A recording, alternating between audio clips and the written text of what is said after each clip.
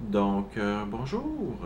Aujourd'hui, dans cette vidéo, je vous fais une vidéo plutôt mise à jour. Donc, on va papoter de quelques trucs. Voilà, là, comment ça se passe dans l'appartement depuis la dernière fois. Puis, quelques trucs futurs qui pourraient arriver. Donc, j'ai tout noté ça sur un petit bloc-notes fait par Rhodia. J'adore cette compagnie. Merci la France de faire ce produit-là. C'est voilà, c'est mon papier préféré. Euh, donc, on va commencer par comment ça se passe dans l'appartement. Il n'y a plus de punaise de lit. Ça, c'est excellent. C'était à mes yeux le plus important qu'il fallait se débarrasser. Ça, c'est fait. Je suis très content. La voisine aussi n'en a plus, semble-t-il. Donc, voilà, là, on espère que c'est réglé pour de bon. Là, le seul truc qui reste, c'est des souris. On a eu l'exterminateur a mis des appâts pour du poison. C'est des appâts avec du poison dedans, voilà, pour tuer les souris. Ça a l'air de bien fonctionner pour le moment parce qu'on est passé au travers de 4 ou 5 boîtes en plastique remplies d'appâts. Donc, il y a vraiment beaucoup de souris. Ça vient tout de la voisine, ça. Parce qu'on est au deuxième étage, donc c'est... Puis on est comme des gens propres, donc je sais même pas pourquoi les souris viennent ici. Il n'y a absolument rien à manger qu'ils peuvent manger. Donc, voilà. Donc, l'exterminateur fait du très bon travail, donc ça c'est apprécié. Ensuite, si tout va bien, le mois prochain, ou peut-être au mois de janvier, ça va dépendre des disponibilités de la personne, je devrais avoir un alpha serveur de chez Compaq. Le modèle, ça va être un DS10L. Donc, qu'est-ce que c'est que cette grosse chose? Ben, c'est un type d'architecture processeur qui nous vient de chez Digital. Donc, qui a été racheté par Compaq et ensuite racheté par HP. Là. La version que j'ai, c'est une version faite par Compaq. Même si, semble-t-il, il reste encore quelques trucs de chez Digital parce que le DS10 n'a pas été conçu par Compaq, de ce que j'ai cru comprendre. Donc, il y a ça. Donc, je pourrais avoir ça le mois prochain. Je me suis renseigné, j'ai regardé un peu de documentation pour voir comment ça fonctionne et tout et tout. Il y a une magnifique console accessible par terminal, donc par le port série. Vous pouvez boot le système que vous voulez, boot le disque que vous voulez à partir de ça, il n'y a pas de problème. Il n'y a même pas besoin d'une carte graphique pour utiliser le truc. Le clavier et le port clavier et souris sont optionnels basiquement sur cette machine-là, à moins que vous installez une carte graphique et là, il va vous falloir les périphériques pour communiquer avec l'ordinateur avec le GUI. Donc ça c'est très très bien. Et par contre, je sais pas quel processeur qu'il y a dedans, je sais pas combien de RAM qu'il y a dedans. Tout ce que je sais, oups, j'ai accroché le trépied. Tout ce que je sais, c'est qu'il y a un disque dur SCSI à l'intérieur avec la carte appropriée, que il n'y a pas de lecteur CD, pas de lecteur disquette dessus, mais ça c'est pas très grave parce que j'aurais juste à ouvrir le couvercle. Ah, puis c'est un truc en rack, donc c'est un 1U.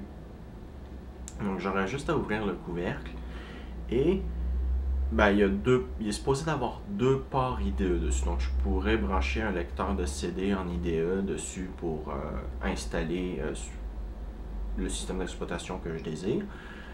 J'ai zioté et il y a OpenBSD et NetBSD qui semblent supporter, oui, klaxon, qui semblent supporter cette architecture. FreeBSD ont l'air de plus du tout supporter l'alpha comme processeur, donc voilà. Mais j'aimerais bien faire tourner un OS quand même relativement moderne dessus. Le processeur, je ne sais pas c'est quoi. Ça peut être un 433 MHz comme ça peut être un 600 MHz. Mais ça, je ne le sais pas non plus. Il peut avoir jusqu'à 1 gigaoctet de RAM. Supposément qu'on peut monter jusqu'à 1,5.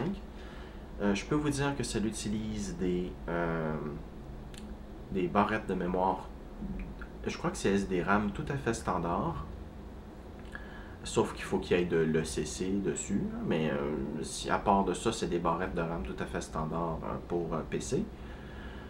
Et ben, c'est pas mal tout ce que je peux vous dire dessus. Je ne l'ai pas, donc bon, voilà. Aussi, de la même personne, je devrais recevoir un IBM PS1 avec un 486 SX à 33 MHz.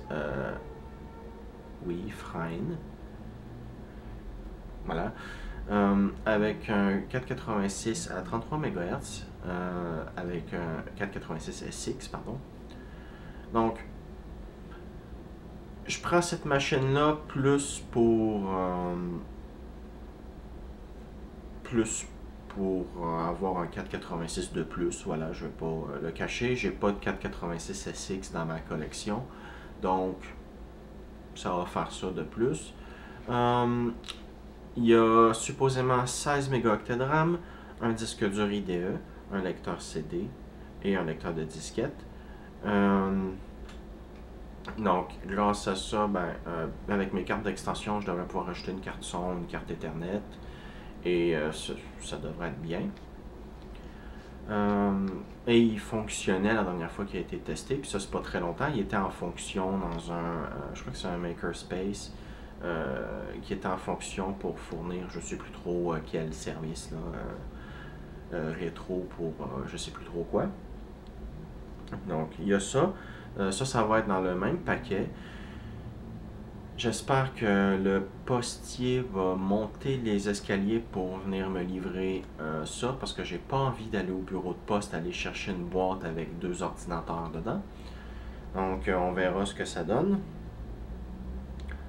On va rester avec les ordinateurs. Je devrais aussi pouvoir avoir un SparkStation 10.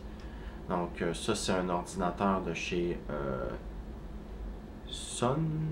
Oui c'est ça, de chez Sun. Donc je me suis pas trop renseigné dessus.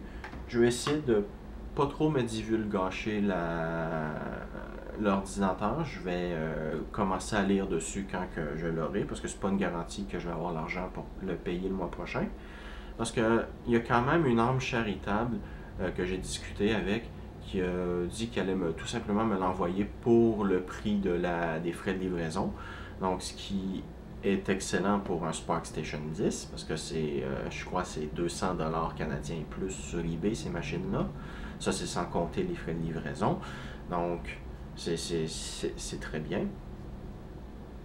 Le seul problème, c'est qu'il n'y a pas de disque dur et il ne va pas venir avec un clavier. Donc, il va falloir que je trouve ça. Mais voilà. Ça devrait pas être si dur que ça de le faire fonctionner, parce que j'ai un lecteur CD SCSI en arrière, dans la pièce. J'ai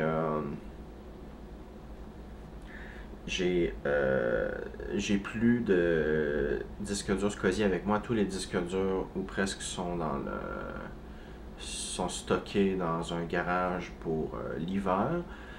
J'ai vraiment pas envie qu'ils passent l'hiver là, comme j'avais dit dans l'autre vidéo, mais j'ai pas le choix, il faut qu'on les laisse là jusqu'à l'été prochain. Donc je devrais les revoir à ce moment-là. Et voilà, ça c'est pour le SparkStation 10. Il y aura plus de vidéos sur la TI-66. J'ai pas l'envie de continuer de faire de la programmation dessus. Tout simplement parce que j'ai un peu fait le tour, et les trucs qui seraient intéressants à montrer, c'est des trucs qui sont bien au-dessus de ce que je comprends en mathématiques. Donc moi j'ai eu que des cours, les cours obligatoires de maths, donc j'ai pas eu de maths qui sont considérés comme fortes ici, donc j'ai pas eu de maths avancées. Donc il y a beaucoup de trucs et de concepts que j'ai tout simplement pas en mathématiques, qui pour certains d'entre vous qui probablement travaillent en informatique avaient appris à l'école parce que ben, vous vouliez aller en informatique. Donc voilà, c'est pas parce que j'ai plus la calculatrice, en fait, hop, elle est juste ici, voilà, mais j'ai plus l'envie de faire de la programmation dessus, donc je vais laisser ça, je vais peut-être même mettre la vidéo en non répertorié, vu qu'elle ne servira à rien. Là, je trouve ça un peu dommage de laisser une vidéo qui commence quelque chose et qui les gens vont juste voir, puis après ça, il n'y aura rien d'autre. Donc peut-être que je vais la mettre en non répertorié.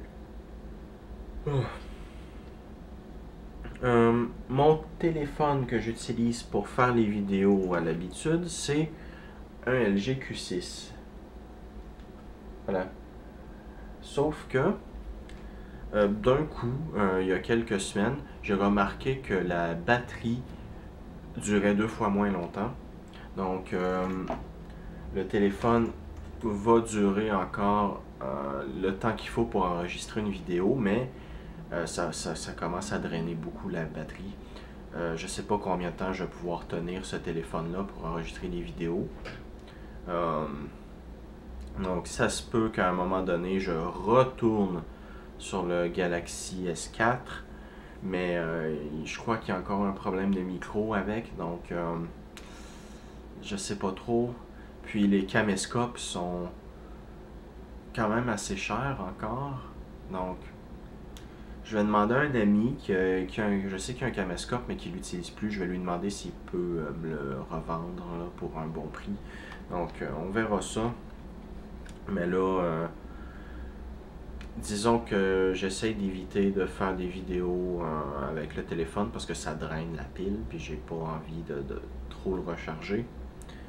Donc là, les vidéos que je vais faire prochainement, ça c'est une suite.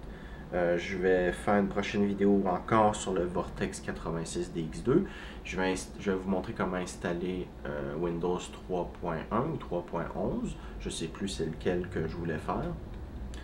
Donc voilà, je vais vous montrer comment installer le pilote VESA pour avoir du 1024 par 768 en VESA.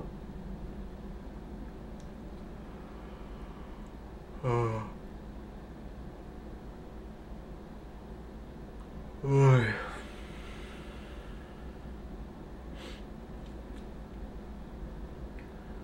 Aussi, il y a quelqu'un qui veut m'envoyer un Minitel. Ça fait un petit moment. Si tu vois la vidéo, désolé si je t'ai pas réécrit, mais il n'y a pas eu de changement. Disons que mes finances ont été très très très serrées ces derniers mois. Donc, voilà. Donc, je devrais te retourner là-dessus peut-être en janvier ou en février, là, si tu vois cette vidéo-là. Donc, voilà. Semble-t-il que c'est un Minitel 12, je crois, de ce que j'ai cru lire. Donc, voilà. Il va falloir que j'utilise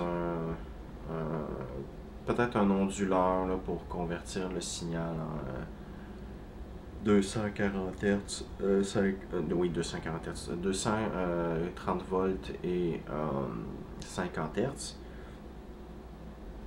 Ou sinon, je vais peut-être juste outrepasser l'alimentation et mettre les tensions qu'il faut sur le circuit.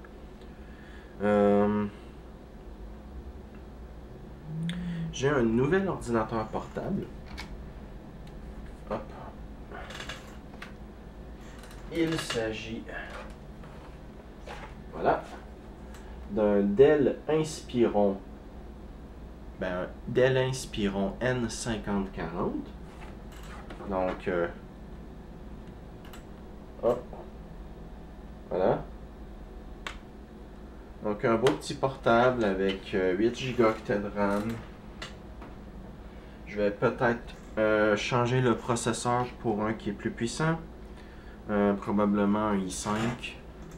Parce que le i7 va, de par le fait d'être un i7, chauffer plus. Et je sais pas si le radiateur va être fait pour ça. Donc avec un i5, c'est un peu l'entre-deux. Parce que là, en ce moment, il y a un Pentium G6200 à l'intérieur. Ce qui est mieux que l'Atom que j'avais pour faire des tests. Là, le notebook en Atom que j'avais. Je suis content de plus en dépendre pour lire des cartes SD. Voilà, faire des trucs sous Linux. Et pour parler de l'autre chaîne, donc l'autre chaîne que j'ai là, qui est juste Nintendo Wolf, sur laquelle j'ai commencé à faire des présentations de vieux jeux vidéo que j'ai dans ma collection. J'ai un peu mis ça sur pause, pas parce que j'ai plus envie d'en faire, j'ai toujours envie d'en faire. Le truc, c'est que je cherche une formule.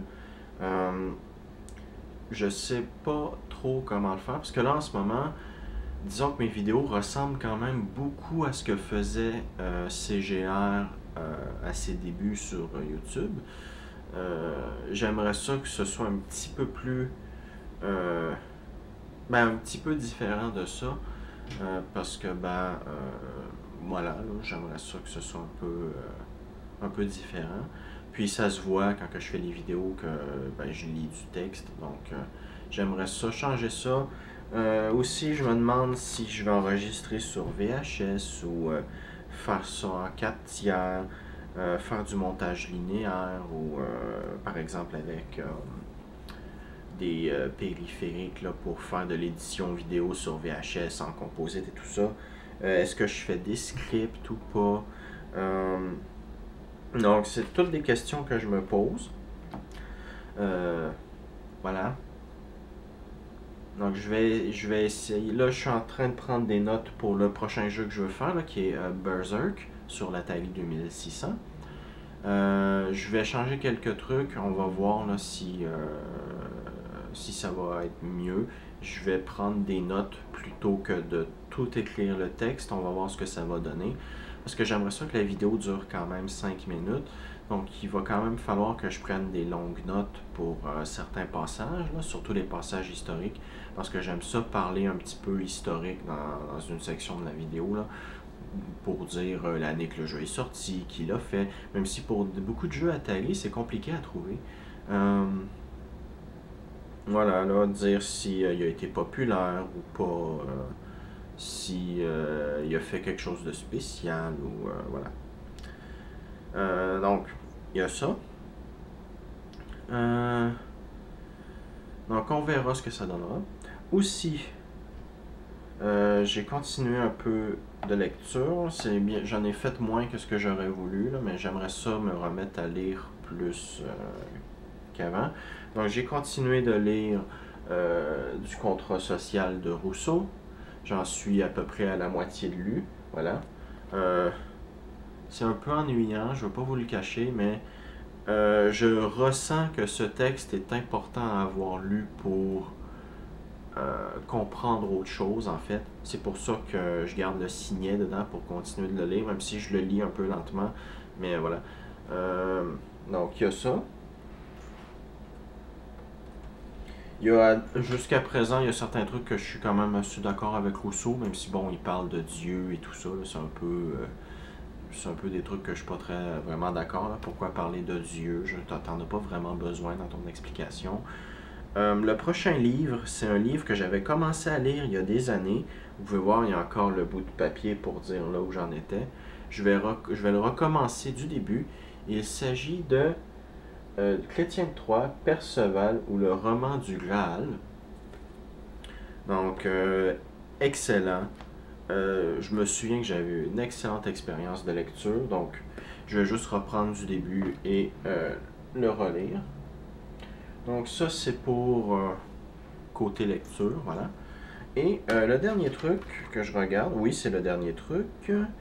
Je me suis acheté un ampli. Laissez-moi voir un Technics SAHE70.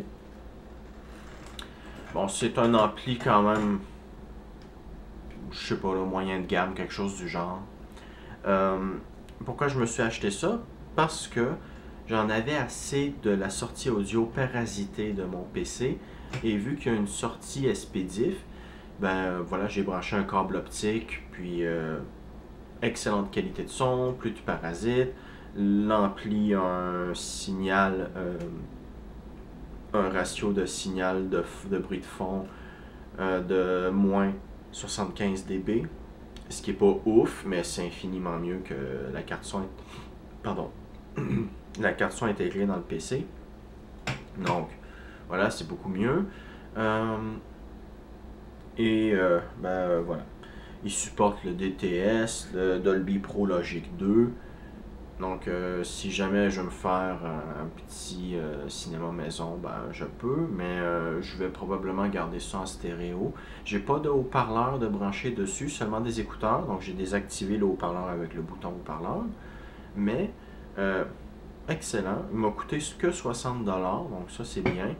À savoir que sur les marketplaces, les gens vendent les amplis 100$ pour une raison, donc je sais pas. Ça, c'est le deuxième que j'achète par contre, parce que j'en avais acheté un premier qui lui était magnifique. Il y avait des MOSFET dedans, la qualité du son était magnifique, il n'y avait pas de bruit de fond, c'était silencieux, mais la prise optique ne fonctionnait pas, aucune des prises numériques ne fonctionnait. Et moi, je le voulais pour ça, parce que je ne vais pas utiliser... Parce que si je voulais utiliser la partie analogique, il fallait que j'utilise ma carte son pour la brancher analogiquement sur l'ampli.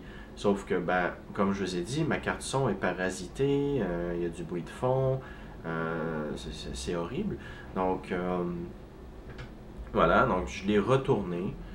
Et là, maintenant, j'ai lui qui fonctionne assez bien. J'ai rien à en dire. C'est pas un truc haut de gamme, donc voilà, ça fait le travail. Le seul regret que j'ai, c'est qu'il n'y ait pas de prise phono pour un lecteur de disque. Mais ça, c'est pas très grave, là, parce que mon lecteur de disque a une prise line out, donc ça compense.